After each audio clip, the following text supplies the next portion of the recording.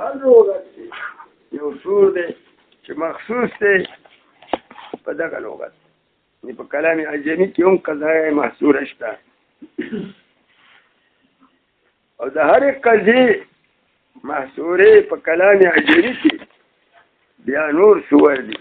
هغه خپل سور لري. نو سور بند نشو په کلام عربي پورې. په کلام عجمي کې هم چې قضایه محصوره جوړای د هغې سور شته.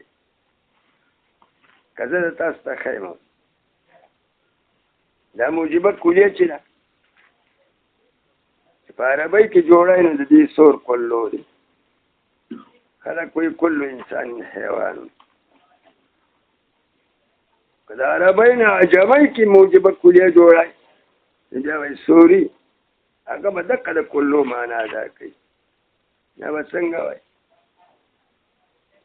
عربي په عجمۍ بدله کوو وایي به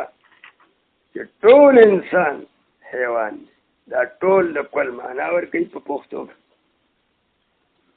ته بل ښیم لکه وایي جميع پنځپیریان ټول پنځپیریان د اوسان دي. موجبه کلیه ته جوړای د دې کې به بیا داسې وایي چې ټول پنځپیریان کونیان دي. دا ټول سور د موجبه کلیې دي. خو د صاربي کلي سور په عربۍ ژبه کې لا شی دی او چې په عجمۍ ژبه کې وایي چې نشته دی څوک شریف د پنځپیریانو ده. بیا به داسې وایي چې نشته دی یو کس د کسانو د پنځپیریانو نه شریفو. یو کس د کسانو نه شریفو. دا د لا شی معنا ورکړه د سلبي کلي معنا ده سالبه کلیه. نو لنډه خبره دا ده چې متوهم په ښځه خر واچوم توهم یې وکړه چې دا صور د محصوراتو به په کلام عربي کې په کلام عربي پورې به محصورات خاصي او په کلام عجمي کې به ګونې محصورې یا صور نه راځي. وایي نه دا به محصورات خولي دي په کلام عربي کې چې په کلام عجمي کې قضایه محصوره جوړی د هغې بیا خپل صور دي او په هغې پورې خاص. خبره خلاصه شو توهم دفع شو. په دې حرف صور کې د دال علی کمیت افراد الموضوع دی. دال په مقدار د افراد د موضوع باندې. اوس د صور کې یو حق دی لایق چې صور د قضیبه په ابتدا کې راځي او په موضوع به داخلي. لکه دې د پاره د بیان د مقدار د موضوع دی من اول الوهله.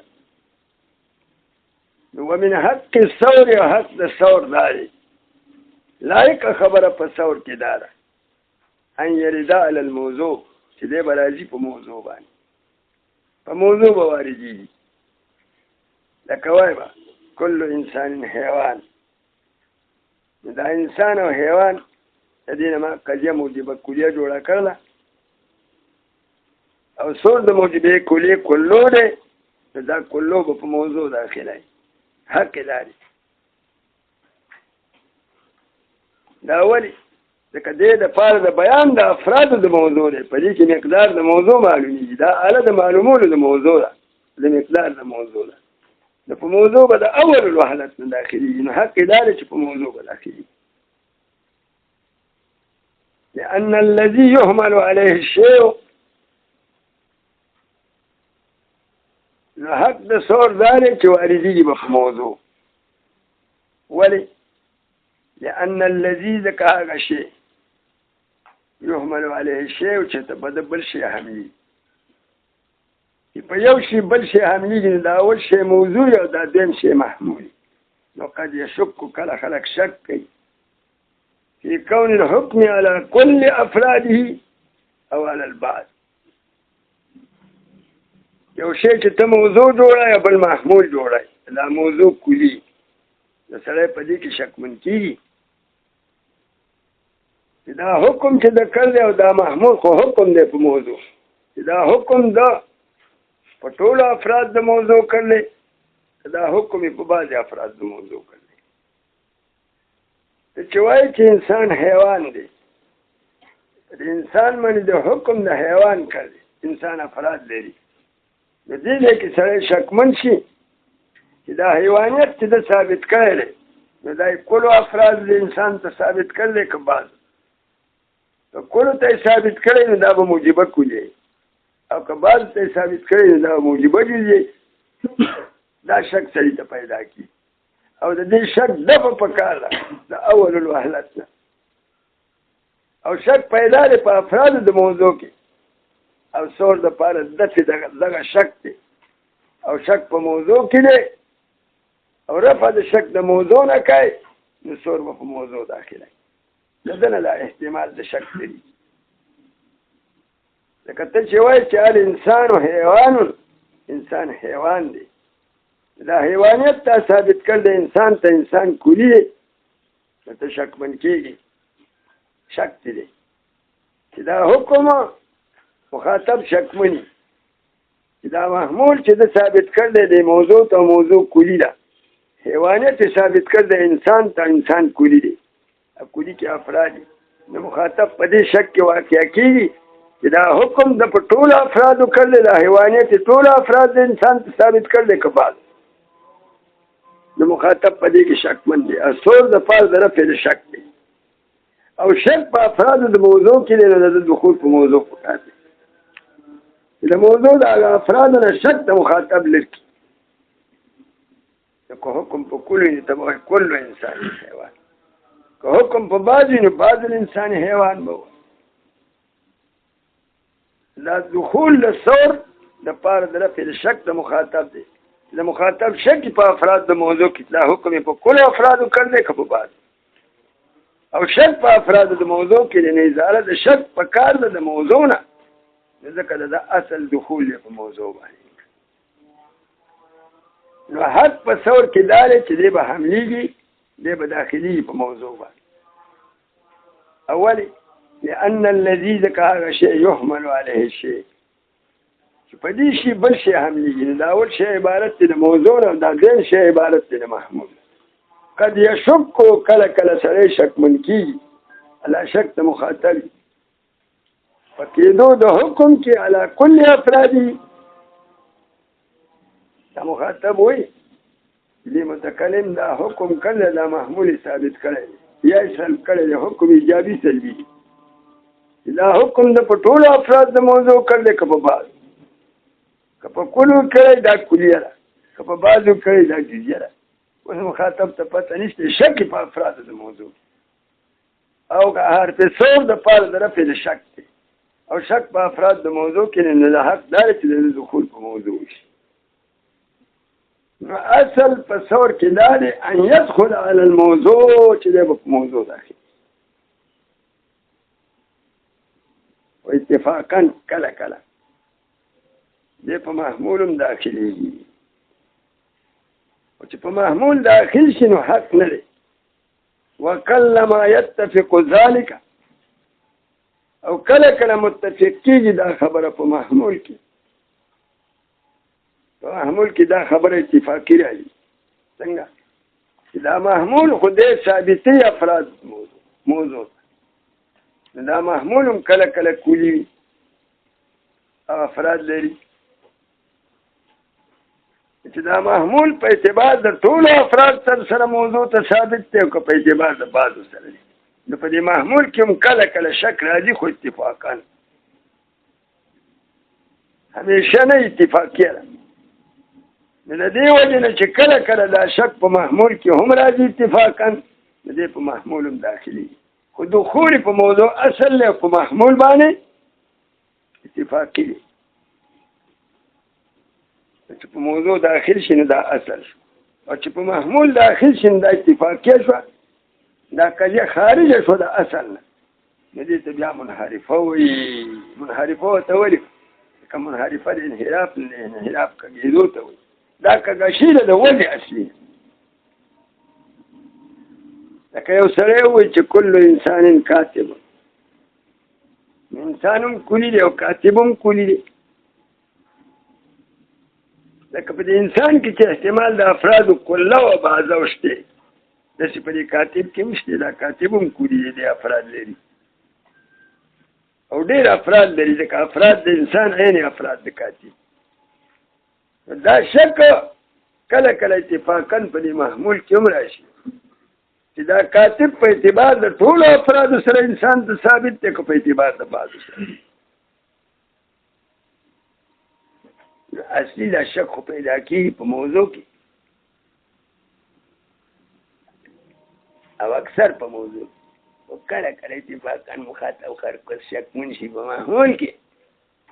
چې دا کاتب چې د انسان ته ثابت دی نو کاتب خو هم کلی دی. ټول افراد انسان ته ثابت دي که پاتې دي. چې هلته شک پیدا شو نو دې خرکس لګي دا سور په محمول داخل کې خو د اصل نه خلاف وکړو دې ته بیا منحرفه وي چې داسې وي کل انسان کاتب داسې الانسان کل کاتب انسان کل کاتب دا کلو په انسان داخل دی وځي خرکسي په محمول داخل خو دې لپاره د ادارې د شک حرف صوت او شک غالبا په موضوع کې راته او کله کله په محمول کې راته. چې په موضوع داخل کړي په خپل اصل شو او چې په محمول داخل کړي خلاف الاصل شو نو دې قضیه ته بیا منحرفه وي. منحرفه ته وایي ځکه منحرفه د انحراف کېدو ته وایي او دې کې د حرف صوت کا کوکشیر د خپل وجه اصلي نه د وجه اصلي دخول على الموضوع والداخل شو محمول باندې بيزه شو انحراف پکې راغلی د وجه اصلي. وقد يشك في كون الحكم على كل افراده او على البعض وكلما يتفق ذلك في المحمول. ودا شك په محمول کې اتفاقي ولې راځي ولأن المراد منه المفهوم. دا قانون دی منطقيانو یې خیره دوه کلیې یو کلی په جانب د موضوع کې شي او بل کلی په جانب د محمول کې شي. نو معتبر به په جانب د موضوع کې افراد او معتبر به په جانب د محمول کې مفهوم. دا مفهوم د محمول به ثابتېږي افراد د موضوع. دا قانون دی. لکه ته ووایې کل انسان کاتب انسان کلی کاتب هم کلی او کلی هر کلی چې دی مفهوم مصداق غواړي. مفهوم یا معنا موضوع له یو مصداق یا افراد د انسان مفهوم سره کل انسان کاتب د انسان مفهوم د موضوع مفهوم حیواني ناطق افراد سو زیاده مربوط و د مفهوم د محمول کلی دی د مفهوم او افراد لري مصداق د کاتب مفهوم سره معنا موضوع له ذات بنده کتاب افراد سو افراد زیاده عمل په خبره پوه دا منطقيان وایي چې معتبر به په جانب د موضوع کې افرادي او معتبر به په جانب د محمول کې مفهومي او دا مفهوم د محمول به ثابتېږي افراد د موضوع. خبره پوه نو څنګه ترجمه به کوي د کل انسان کاتب هر فرد افراد د انسان ثابت له مفهوم الکاتب ثابت دی ته مفهوم د کتابت. ترجمه به داسې کوي کل انسان هر فرد افراد د انسان نه چې زید امر پکړ دي کاتبون ثبت له الكتابت ثابت دی ته کتابت مفهوم د کتابت مفهوم د کتابت د ذات من له الکاتب. ترجمه به داسې کوي چې کل انسان هر فرد افراد د انسان نه کاتبون ذات من له الكتابت دا ذات من له الكتابت کو مفهوم د کاتب دی. نو په جانب د موضوع کې به معتبرای مصداق د موضوع او په جانب د محمول کې به معتبرای مفهوم د محمول او مفهوم د محمول به ثابتای افراد د موضوع. دا ولی دې کې چل دی په جانب د دواړو کې افراد واغستې شي. موضوع محمول دواړه کلیین دي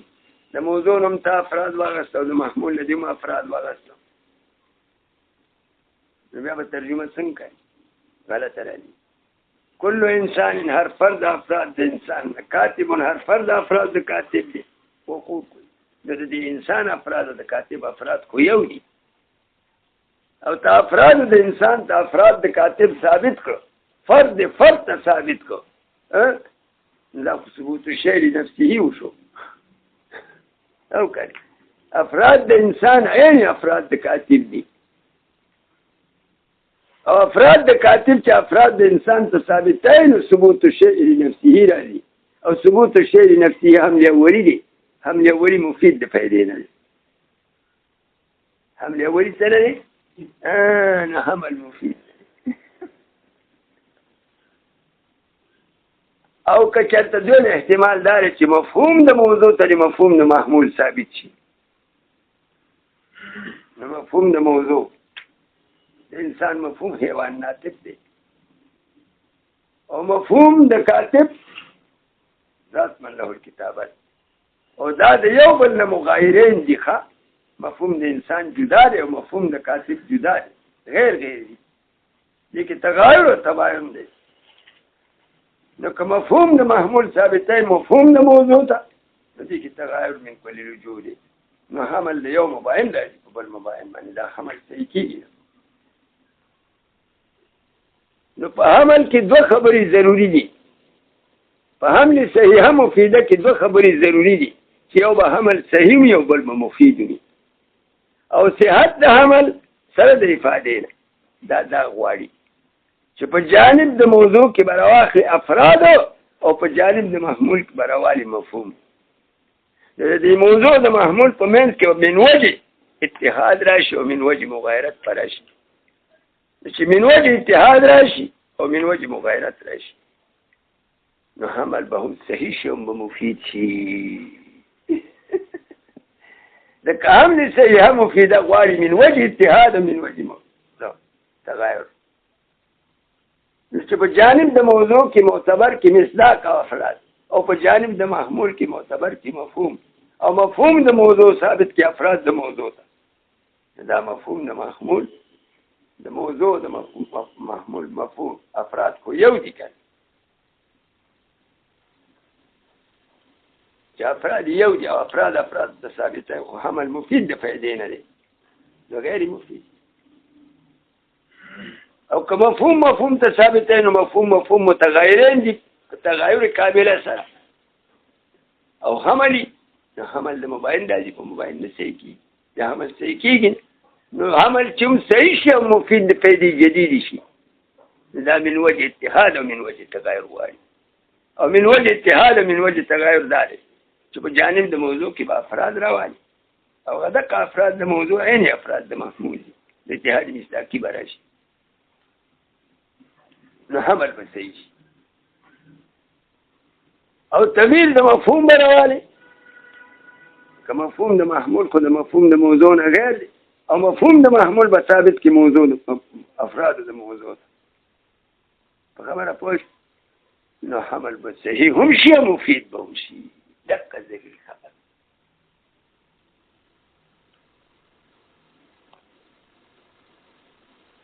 لأن المراد ده كتقوله وقل ما يتفق ذلك في المحمول لأن المراد ده كمراد منه الذي محمولنا المفهوم مفهومي اولا تعدد فيه په مفهوم کې خو تعدد نشته تعدد خو په افرادو کې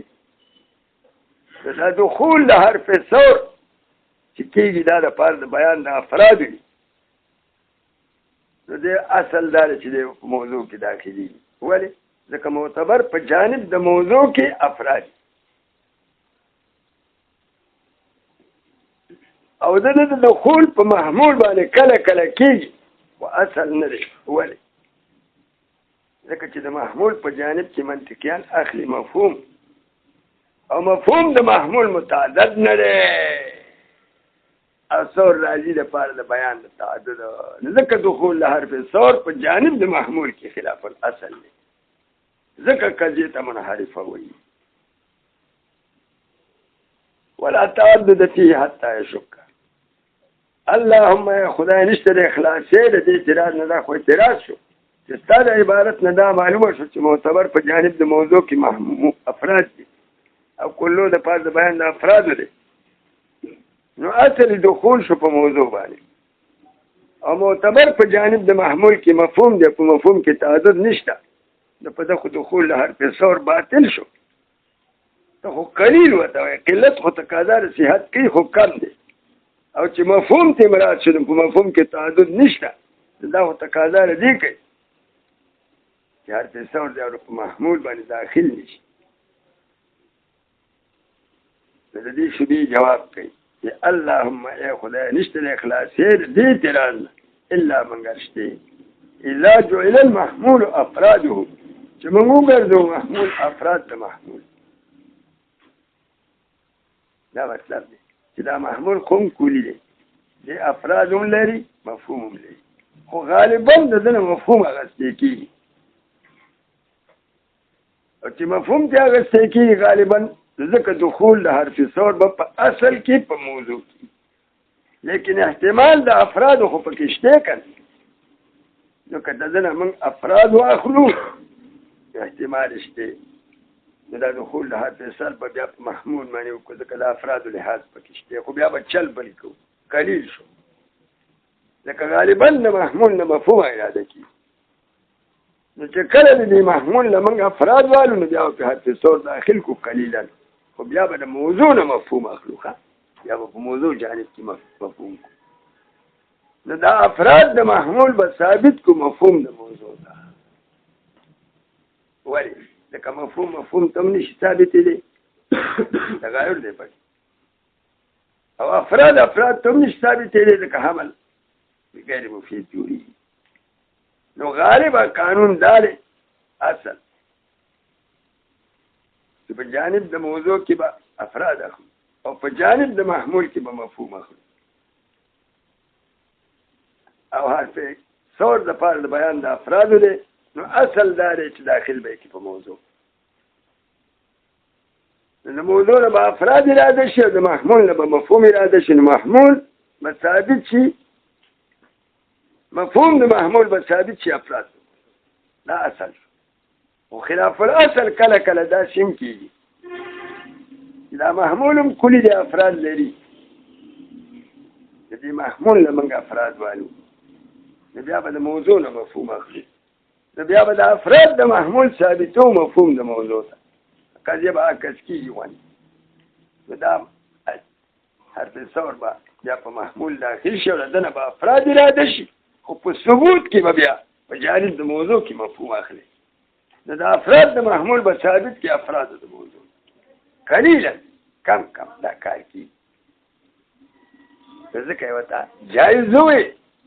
خو اکثریت د خلاف الاصل نادری دا کله نادرا دا کار خلق کوي غالبا خدای خلق په قوت کوي ایو د اوس پکې نادرا دا کار کوي لازم نه دی کونی خوان ګورو په کونی یو لګي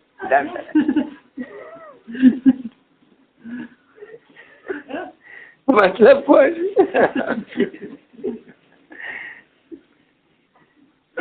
کمرات د دې محمول له مفهوم نو اولا تعدد فيه نو په اعتراض وارد شو لکه په موضوع داخله خو صحیح شو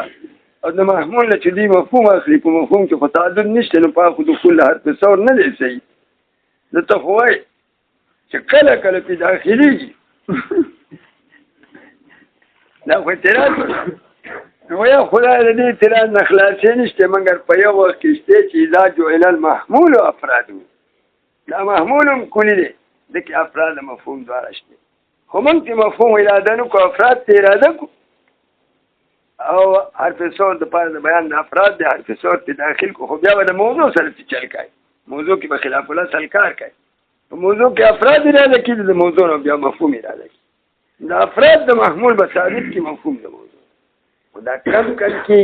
صحیح دی خو کم کیږي نادر دی د دې وجه نه د قضیې ته په دغه وخت کې منحرفه ویلی شي نو فاذا اورد الثور على المحمول فقط چې ثور داخل کې په محمول باندې نو کله چې ته حرف صل داخل کې په محمول باندې نو فقط انحرف عن الموجب دې کې انحراف وشو د موجب نه، د موجب اصلي نه د تقاضا اصلي نه پکې انحراف وشو، نو فسمیت قضیة منحرفة، دې قضیې ته بیا منحرفه وایي. دا قضیه منحرفه ده، منحرفه ورته وایي. وایي ځکه منحرفه ماخوذه د انحراف، د انحراف کېدو ته وایي. دا د وجه اصلي نه کاږه شو، لکه وجه اصلي دخول حرف ثور په موضوع دلته کې داخل شو په محمول. واقسامها اربعه، او د دې منحرفې قضیه اقسام بیا څلور دي. د منحرفې څلور اقسام دي. لأن المحمول المصور، لکه محمول مصور هغه محمول چې په هغه صور داخل شي، دغه محمول مصور اما جزئی یا به صور د جزئی، او کلی یا به صور د کلی وي. دا اقسام دي. ښه، دا کوم حرف صور چې تا داخل کړل په محمول باندې،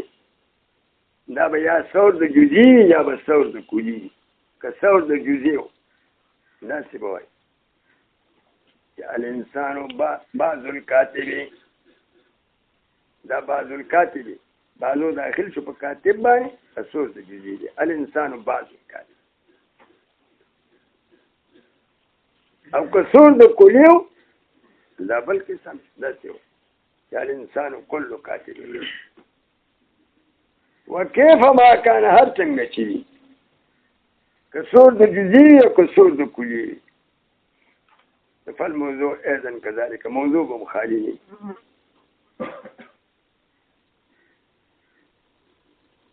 دا موضوع چې دا به خالي نه، دا موضوع به یا جزئی یا به موضوع کلی. که موضوع جزئی دا یو قسم، او که موضوع کلی دا بل قسم شو. نو ټول اقسام ته حاصل شو اربعان، فتحصل اربعه اقسام بضرب الاثنين في الاثنين. ضرب الاثنين چې په اثنين کې یو کې نه دوه تنه څلور تنه جوړېږي، ځکه هر یو د دې دوه نه به دوه شي څلور شي. او دغه دا چې محمول مصور، دا محمول مصور به یا جزئی یا به کلی، دوه دا شو. او په هر تقدیر چې محمول مصور جزئی نه موضوع به یا جزئی یا به کلی، دوه دا شو.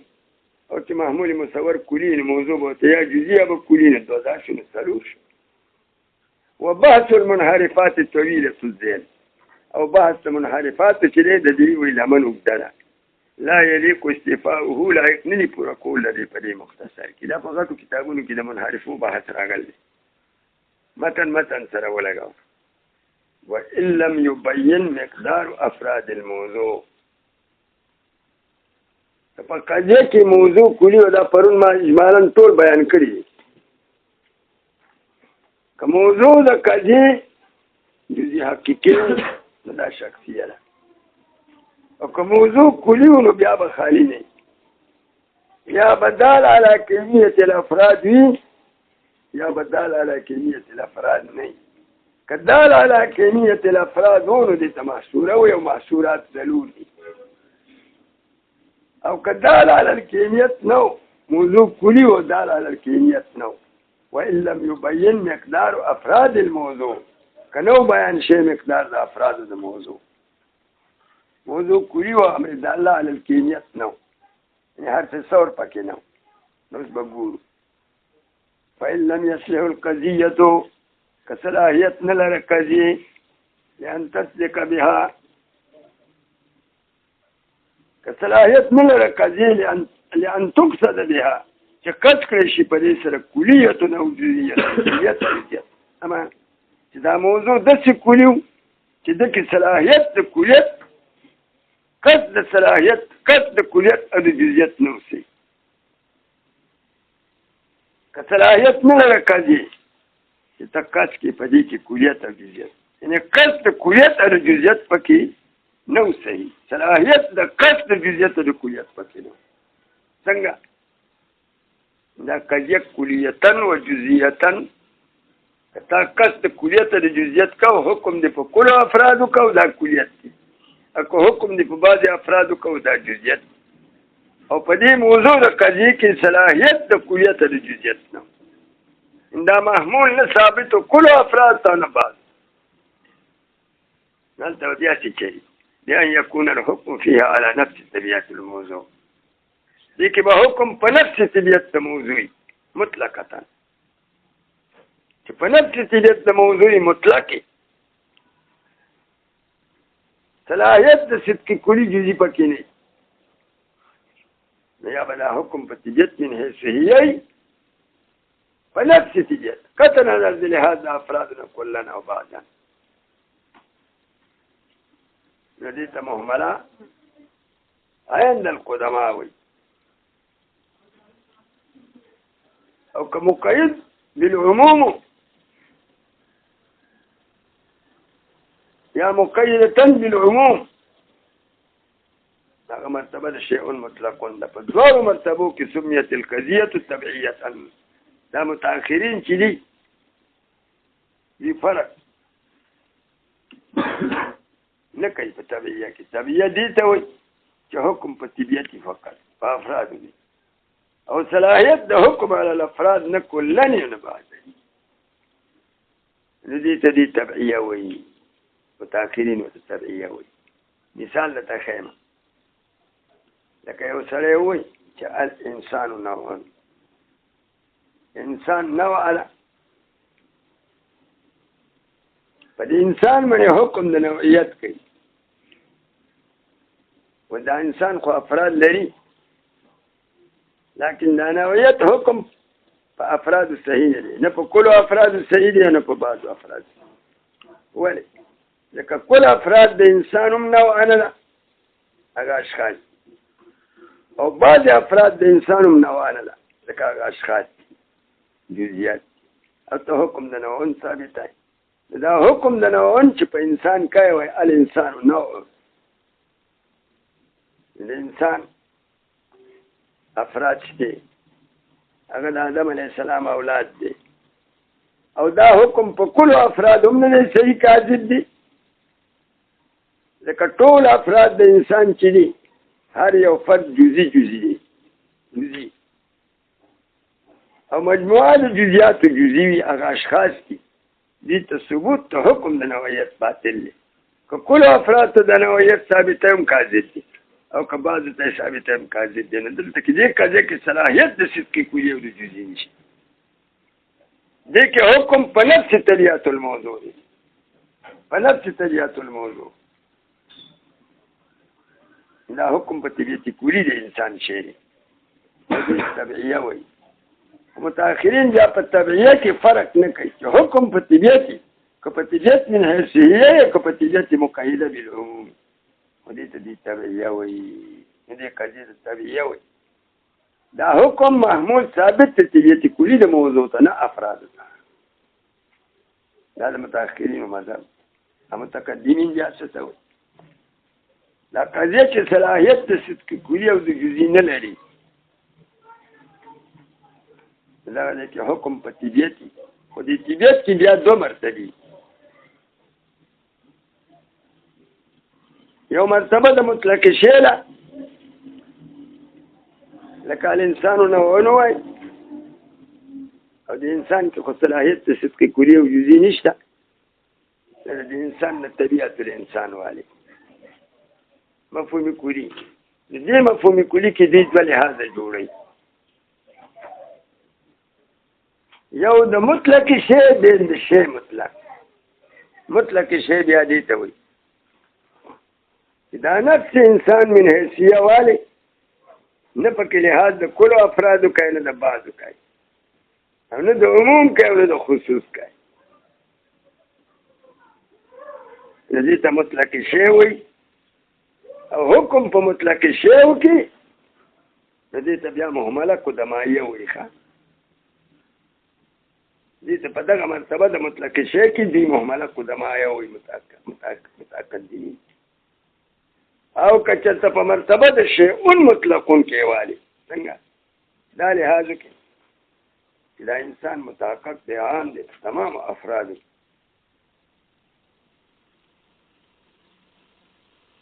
او بشرط شی والی بشرط الاطلاق دا انسان داسې لحاظ سره والی چې دی مطلق دی او من حیث انه مطلق و عام دې ته مرتبه د بشرط الاطلاق وایي دا شیء مطلق دی دې قضیې ته د بیا تبعیه وایي حکم په طبیعت من حیث العمومي تبعیه ده د مهمله قدمایه او تبعیه کې فرق دی یو مهمله د متأخرین د مهمله د متأخرین هغه قضیه ده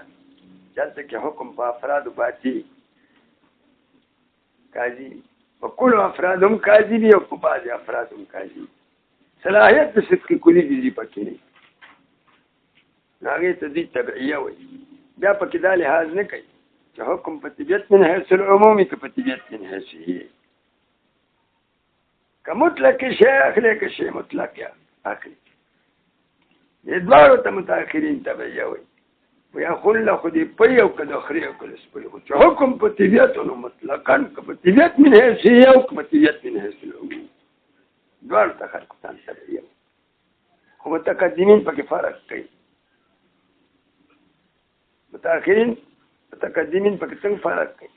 وایي دا حکم چې په طبیعت شی نه دی طبیعت کې دوه لحاظ دي یو لحاظ د مطلق شی دی بل لحاظ د شیء مطلق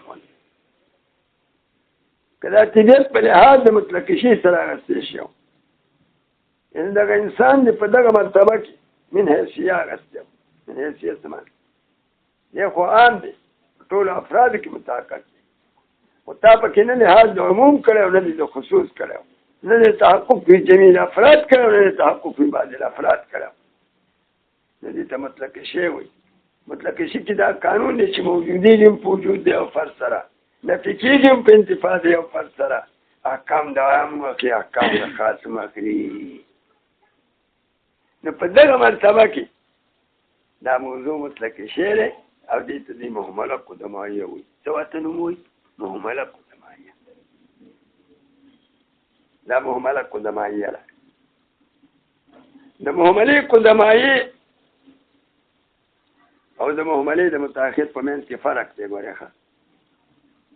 مهمله د متأخر کې حکم په افراد امر داله علی کمیت الافراد نه او په مهمله د قدما کې حکم په طبیعت من حیثیه من حیثیه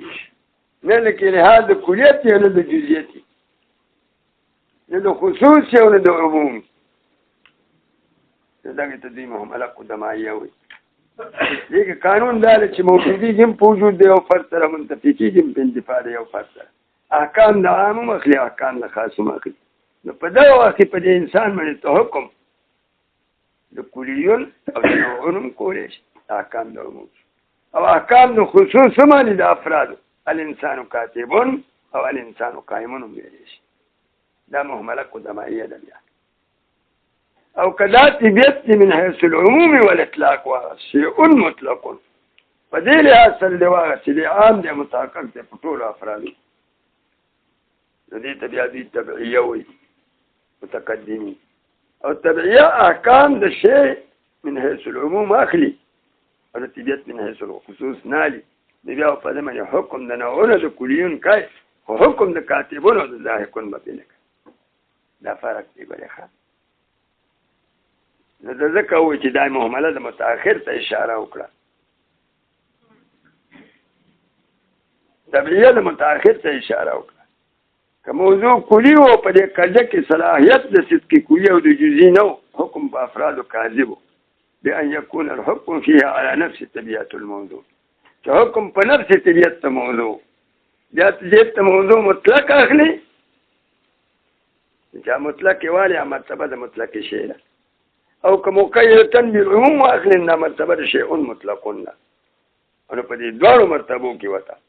متأخرین تبعیه وایي سمیت القضیة مسما کېږي به قضیه التي ها قضیه حکم فيها چې په دې کې حکم شی دی على نفس طبیعت الموضوع طبیعه طبیعه خو دا هغه طبیعه د متأخر ده ګورې ښه طبیعه د متقدم فرق دی متقدم په دې قضیه طبیعه کې دوه لحاظه جوړوي چې موضوع کلی ده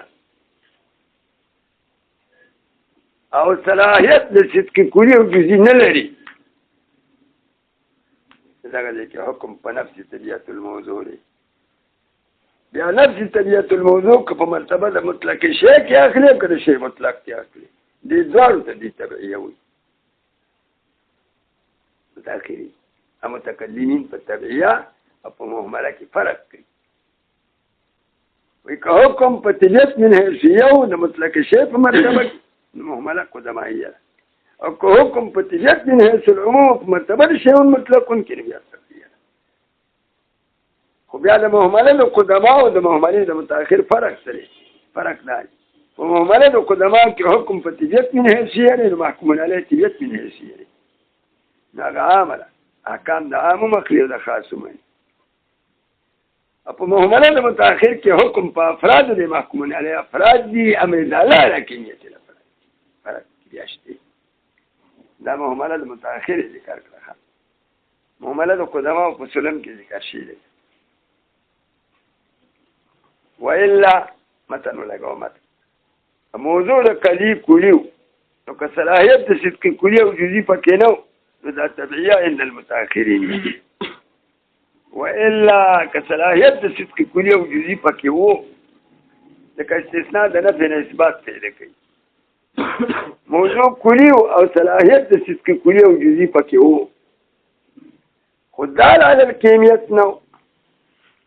وإلا وإن صلاحت القضیه كصلاحیت لره قضیه چې صادق دي شي په طریقې د کلیت او د جزئیت سره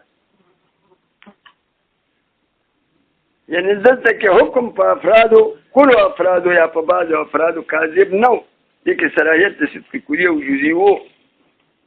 لكن دال على الکیمیت پکې نو نو په مهمله تونو دي قضیه ته مهمله ویلې شي خو مراد د مهملین مهمله عند المتأخرین ده لکه یو سړی وي چې الانسان کاتب انسان کاتب دی دا انسان افراد لري ټول افراد د انسان د آدم علیه السلام ټول اولاد دي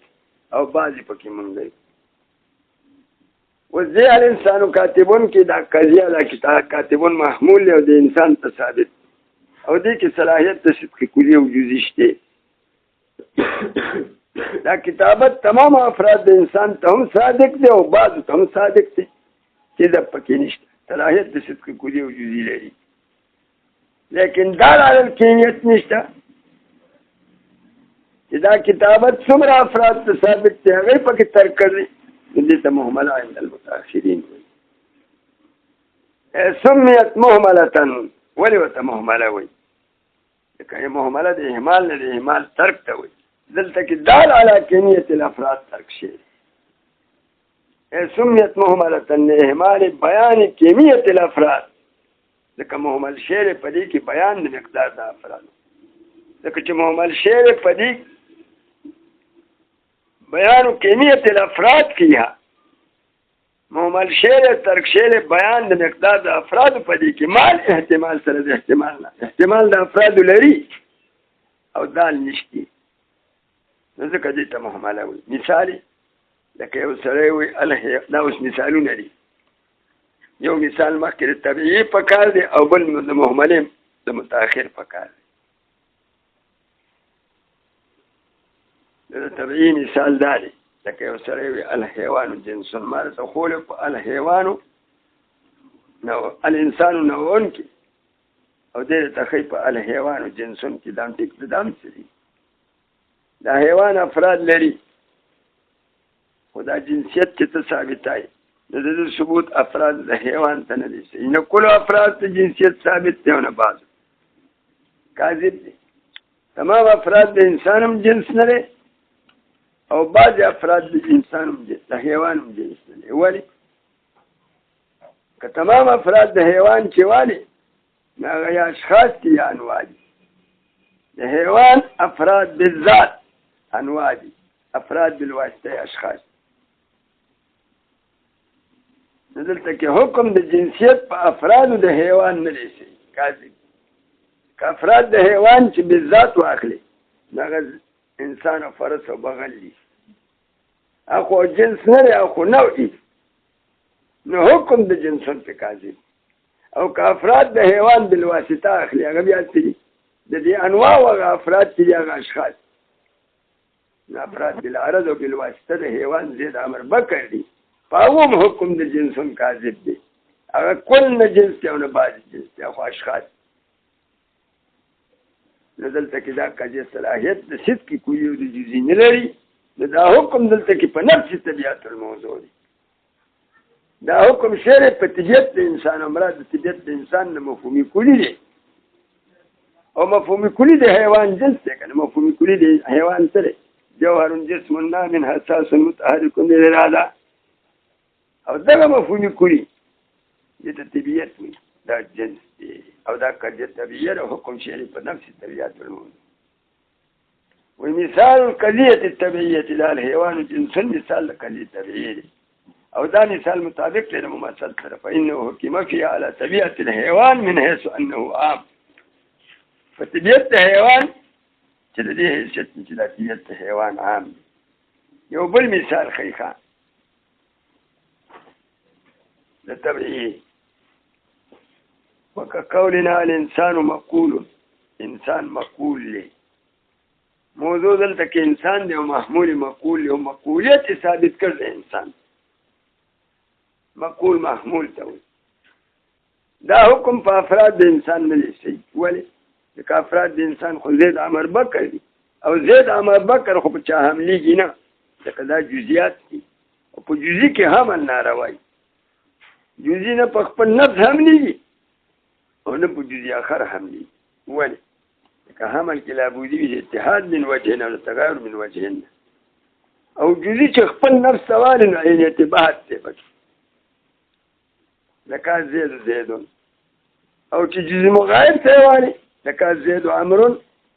دا مغایر اتباع او حمل تقاضا حمل صحیح مفید تقاضا اتحاد من وجهين او تغایر من وجهين دې چې وایي چې الانسان مقول الانسان مقول دی او محمول دی په چا حملېږي دا په ښځه خر واچوم د انسان افرادو کې دا حکم د مقول نه دی صحیح ځکه افراد د انسان اشخاص دي که نه دي زید عمر بکر دي او زید عمر بکر په چا حملېږي خو جزئیات چې د جزئي حمل نه صحیح کېږي ولې د جزئي حمل نه په خپل نفس صحیح دی او نه په جزئي غیره صحیح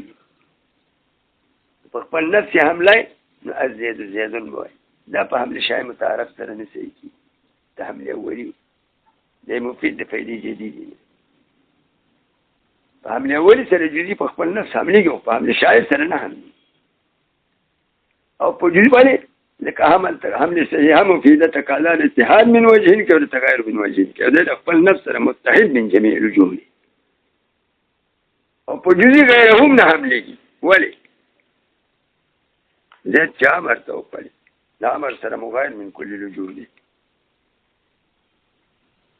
دا سیم دی شعر چې الزید امر یا الامر زید نته چې اوس الانسان مقول وای انسان مقول یا دا ته حکم کوي او حکم په مو انسان کوي یو د انسان افراد دی یو طبیعتي کلی دی دا حکم په افرادو کاذب دی کلن هم او بعضن هم دې کې صلاحیت د صدق کلی او جزئی نشته دلته کې حکم په نفس طبیعت الانسان دی طبیعت انسان سره حیوان ناطق دا انسان چې من حيث انه حیوان ناطق واخر دا محمول حکم په طبیعت دی په افرادو دا ځکه طبیعت یا لکه وایي چې ولا حیوان مقاوم حیوان مقاوم دی د تکوین د حقیقت الانسان کې دا حیوان جنس دی او جنس چې وي د مقاوم د حقیقت د موضوع یعنی د جزء د حقیقت نه وایي د مقاوم دا معنا جزء مقاومه دي ته چې اتمام د کل پکې حقیقت د انسان تامین په حیوان ناطق حیوان یو جزء او ناطق او د حیوان څنګه مقاوم د انسان دا حیوان موضوع په دې ترکیب کې مقاومونه محمول یا دا مقاومت ثابتو حیوان دې کې صلاحیت د صدق کلی او جزئی نشته ولی د حیوان افراد چې اخلي د افراد د حیوان خو زید امر بکړي دي هغه مقاوم نه وي نه خو د نوې د حقیقت نه جزئی دی واقع شي نه کل واقع کل اجزاء د حقیقت یو نه بعد دې کې صلاحیت د صدق کلي جزئي نشته. دلته کې دا حکم د مقاومون چې ثابت دی نفس طبیعت الحیوان مفهوم کلي مقاوم دی او مفهوم کلي د حیوان دا جز دی د حقیقت نه وایي مقاوم دی. لکه د انسان تعریف موږ څنګه کوو حیوان، نو دا ټول مثالونه د طبیعي شو. فإنه حكم فيها حکم شعر په دې قضایاو کې على طبیعت الانسان والحیوان مطلقا وكقولنا الانسان في خسرنا. دا مثال د مهملې دی ښه د متأخرین په نس درې قضیې دغه کې ذکر شي چې موضوع کلي او امر د الله علی الکیمیت نه لکه حکم په طبیعتو دا طبیعي ده، که حکم په افرادو صلاحیت وو لیکن دال علی کیمیت الافراد نه هغه مهمله وه.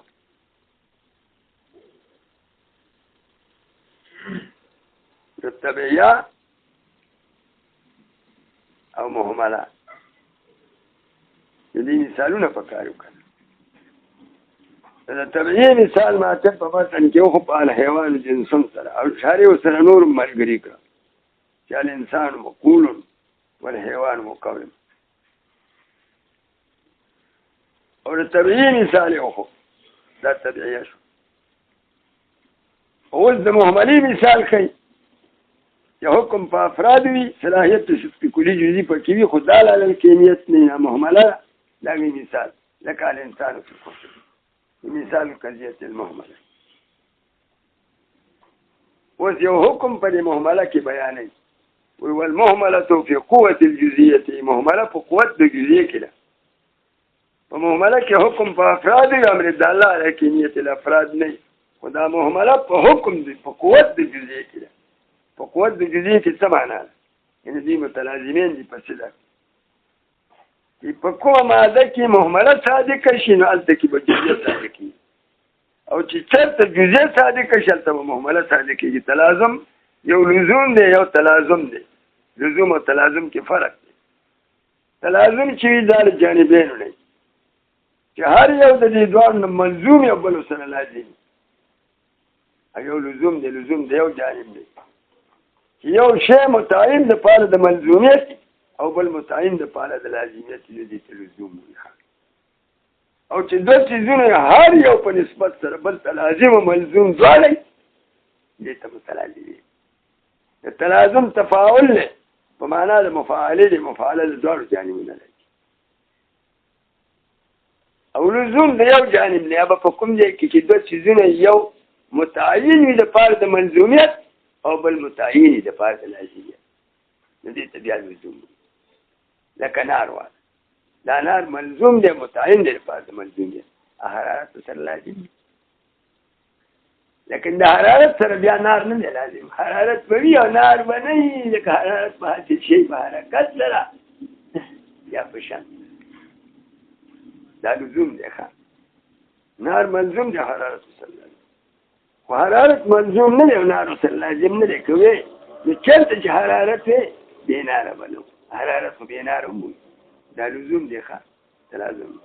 او تلازم بیا څه ته وایي؟ تفاعل دی په معنا د مفاعلې چې دوه څیزونه هر یو چې په نسبت سره بل ته واخلي نو هم ملزوم جوړېږي هغې ته هم لازم. دلته کې چې دی دا خبره کوي نو دا چې وایي چې قضیه مهمله په قوت د جزیې کې ده. دا په قوت د جزیې کې ده. څه معنی قوت په جزیې کې څه معنی؟ یعنی انهما متلازمان دا دواړه د یو بل سره لازم دي او متلازمان وي تلازم وي د دواړو جانبونو. څه معنی؟ دا تلازم په صدق کې چې کومه ماده کې مهمله صادقه دقه ځای کې به جزیه صادقه او په کومه ماده کې چې جزیه صادقه هلته به مهمله صادقه. کل تلازم دا معنا مهمله په قوت د جزیه کې د معنا تلازم دی د دواړو جانبونو دی او دا تلازم په صدق کې په دې معنا چې کلما صدقت المهمله صدقت الجزیه دا دې جانب شو وکلما صدقت الجزیه صدقت المهمله دې بل جانب. یعنی متا صدقه اوس وړي د مهملې او د جزئي تلازم یعنی متا صدقه بعض الانسان فی خسر چې صادق شي په کومه ماده کې بعض الانسان فی خسر دا جزئیه ده کنه د صدقه الانسان فی خسر دا اوسه مهمله ده وذلك ظاهر د جانبین نه ده دا ولې دا مهمله ولې په قوت جزئي کې ده او تلازم صدقي له جانبینو نه دا په اعتبار د مفاد سره قضیو کې تلازم به اعتبار المفاد او مالک حکم ده په بعض افراد مجمله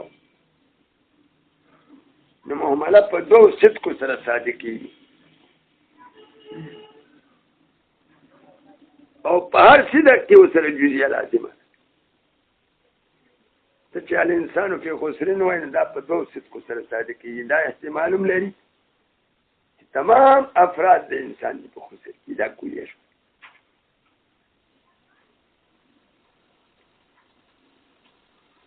او دا احتمال هم لري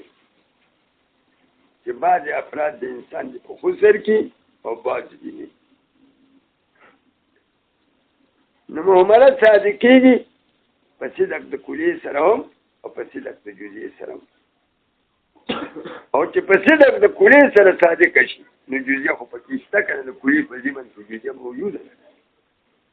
نو که په صدق د جزئي سره صادق شي دا یو دارنګه صادقېږي په صدق د کلیې سره هم د کلیې په ضمن کې جزئیه شي نو چرته چې جزئیه صادق شي او مدار د جزئي صدق علی بعض الافراد دی معال او مفاد د جزئي صدق علی بعض الافراد دی په جزئیه کې صدق علی بعض الافراد ثبوت د محمول بعض افراد د موضوع نه جزئیه صادقېږي په صدق د بعض سره په موجبه کې دا محمول ثابت چې بعض الافراد او په سالبه کې مسلوب عن بعض الافراد د په جزئیه کې حکم په بعضیت کې بعض او مفاد د مهمله حکم علی الافراد المجمله دی حکم دی په افراد مجمله خدا افراد مجمله د دوه احتمال لري یو د کلو او بل د بعض نو مهمله صادقېږي په صدق د کلیې سره او په صدق د جزئي سره چې په صدق د جزئي سره صادق شي دا عین جزئیه ده او که په صدق د کلیې سره صادق شي نو د کلیې په ضمن کې جزئیه پراته ده نو دا معنا شو چې کل لما صدقت المهمله تو صدقت الجزئیه اوس چې چېرته جزئیه صادق شي مهمله ولې صادقي لکه مفاد د جزئي صدق علی البعض او دا صدق علی البعض یو شرط د حقوق د صدق د مهمله یو د مهمله دوه صدق کو صدق د کلیې سره صادق ده په صدق د جزئي سره چې په صدق د کلیې سره صادق شي نو د کلیې په ضمن کې وجود شته کنه چلته چې صادق شي مهمله نو صدقت الجزئیه ول چلته چې صادق شي جزئیه نو صادقېږي مهمله ځکه دا جزئیه چې دا یو شرط د حقوق د صدق د مهمله دی ځکه مهمله په دوه سره صادق نو دې کې تلازم دی او دا تلازم وی ظاهر د ظاهر کمال ته بیان فإن قيل کچر څوک په اعتراض کې یو کا قسم آخر باقی پاتې دی یو قسم آخر د قضیه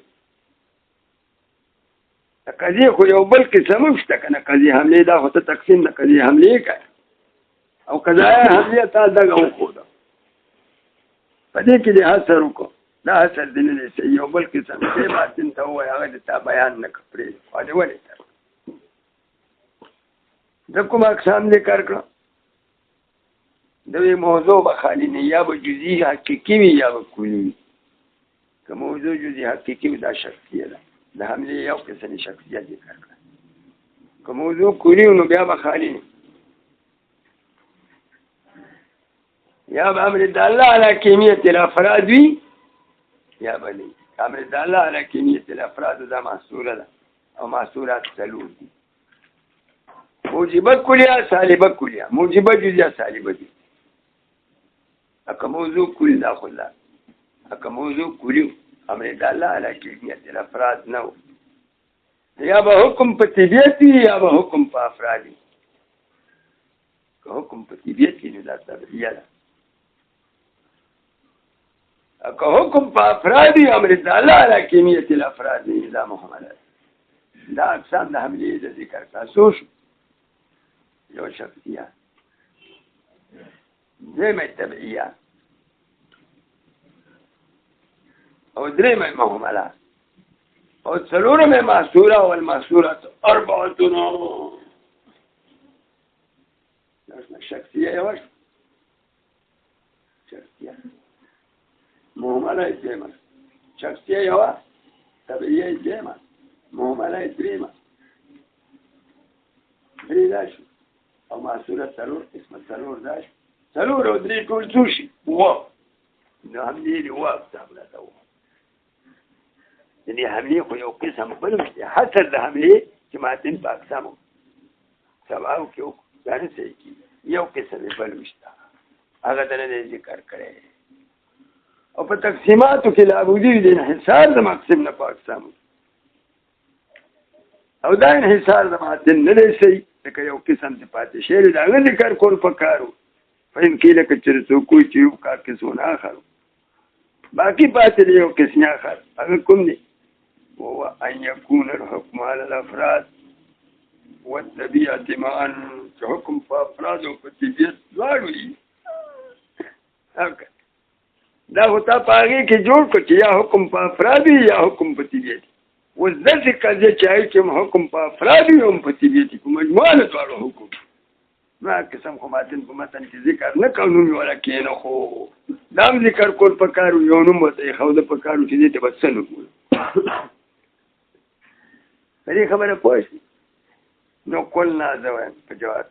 چې ان بحثنا فی القضایا المستعمله فی العلوم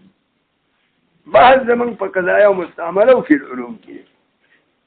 ماتن صاحب چې په متن کې بحث کوي د ټولو قضایاو نه کوي دا قضایاو نه کوي چې مستعمل دي په علومو کې مراد د علومو نه قیاسات دي قیاسات دلایل نو بحث هغه قضایاو نه کوي چې مستعملي دي په علومو په قیاساتو کې چې په قیاس کې جز د قیاس واقع کي دا قضایاو بحث کوي هغه مستعملي او دغه ولې قضایا مستعمله فی العلوم لکه مقصود په هغې کې نتیجه او مدعا او د انتاج دپاره دا شرط دی چې هغې کې تعدید حکم د اکبر نه اصغر ته کېږي او تعدید حکم د اکبر نه اصغر ته هله کېږي چې دا قضیه کې موضوع کلي او افراد لري نو بحث زمونږ په قضایا مستعمله فی العلوم کې او قضایا مستعمله فی العلوم هم هغه دي چې هغې کې حکم په افراد وي په کومه قضیه کې چې حکم په افراد او په طبیعت دواړو دا په قیاس کې نه مستعملي ځکه هغې کې تعدید حکم د اکبر نه اصغر ته نه کېږي تکرار د حد اوسط پکې نه راځي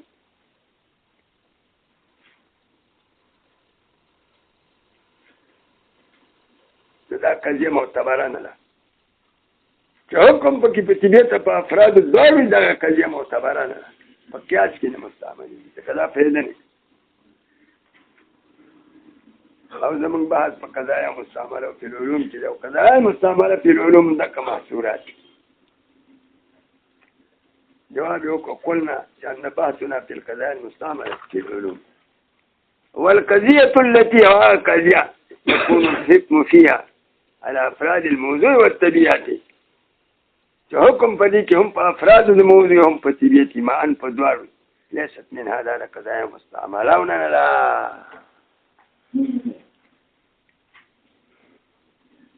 کله تخیمه قضایا مستعمله لکه یو سړی ووایي چې کل انسان حیوان تمام افراد د انسان ته حیوانیت ثابت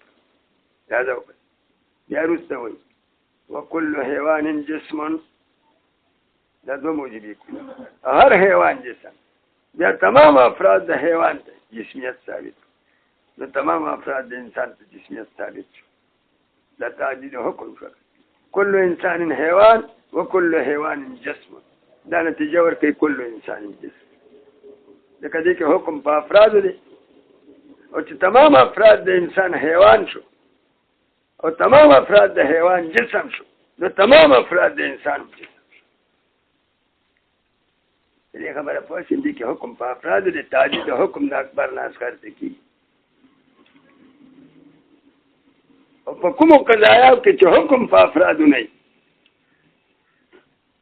حکم په طبیعت او په افرادو دواړو هغې کې تعدید حکم نه راځي، نو هغه دوی په قیاس کې نه مستعمله یا قضیه غیر مستعمله ده. او کلام د ماتن چې دی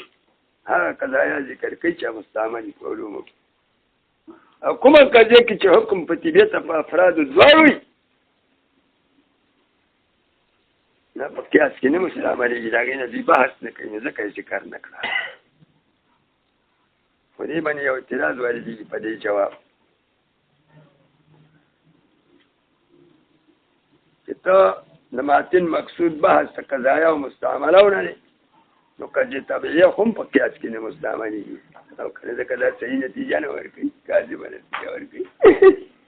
چې ته څنګه وایي داسې وایي چې کل انسان حیوان وکل حیوان جنس. کل انسان حیوان دا موجبه کلیه، هر انسان حیوان، جميع افراد انسان حیوان. وروسته بیا وایي وکل حیوان جنس، هر حیوان جنس دی. دا سلسله دویمه قضیه طبیعیه ده، کل انسان جنس، کل انسان حیوان وکل حیوان جنس، هر حیوان جنس دا طبیعیه ده. ځکه جنسیت ثابت طبیعت الحیوان ته دی، افراد ته نه دی. نو دا نتیجه دا ورکوي چې کل انسان حیوان وکل حیوان جنس، نتیجه ورکوي چې کل انسان جنس. کل انسان جنس خو نه د انسان که افراد د انسان اخلي نو هغه اشخاص دي، او که طبیعت د انسان اخلي هغه نوع د جنس نه دی. دا نتیجه کاذبه ورکوي. ولې کاذبه نتیجه ورکوي؟ ځکه دا طبیعیه ده، د دې وجې نه طبیعیه دوی نه مستعملوي علومو کې. دا نتیجه صحیحه نه ورکوي، کاذبه نتیجه ورکوي. یا وایي چې زید الانسان وکل انسان نوع، دا نتیجه ورکوي چې زید النوع، نو زید النوع هم کاذبه نتیجه ده. ولې؟ ځکه زید خو نوع نه ده، زید خو شکل. نو دغه ځای کې دوی وایي چې دا قیاس ځکه نتیجه صحیح نه ورکوي، کاذبه ورکوي چې دا دویمه قضیه پکې طبیعیه ده. زید الانسان شخصیه شوه، والانسان نوع، دا دویمه قضیه چې ده دا طبیعیه ده. طبیعیه په قیاس کې صحیح نتیجه نه ورکوي، کاذبه ورکوي.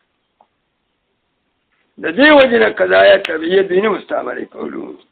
اته وایي چې بحث و ماتن د قضایا او مستعملو نه دی، نو طبیعیه خو هم غیر مستعمله ده. نو دا طبیعیه ولې بیا په قضایاو کې راوړل؟ جواب یې جوړه کړه. نه دی به څه ووایو فيه بحث، په دې کې بحث دی په دې جواب. ځکه قضیه طبیعیه ایضا غیر مستعمل فی العلوم، نو فلما ذکره المصنف، بیا مصنف ولې ذکر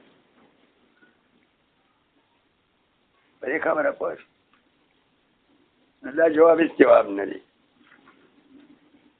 اصلي جواب دا دی چې هغه قضیه چې په هغې کې حکم په طبیعت او په افرادو دواړو، دا هم یو قضیه ده، خو قضیه مشهوره نه ده. او ماتن صاحب چې په متن کې بیانوي نو قضایای مشهوره بیانوي. ښه، دا تقسیم مشهوره دی. که د تقسیم مشهوره فرد غیر مشهور ځینې وجود، او دا قسم غیر مشهور دی. قضایای مشهوره فی العلوم عند المشهورین مدقه دي چې موږ ذکر کړی. د مقصود بیان تقسیم مشهوره دی. او مشهوره قضایا دي چې یا حکم پکې په افراد وي یا حکم په طبیعت فقط، یا حکم په یو یو. نه قضایا مشهوره دي یا تقسیم مشهوره دي ذکر کړی.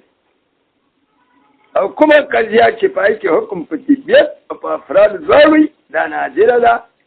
غیر مشهوره ده. نو که دا د تقسیم نه وځي، ځکه غرض د ماتن صاحب په متن کې بیان د اقسامو مشهوره دی، او دغه قسم دی مشهوریت جواب ده.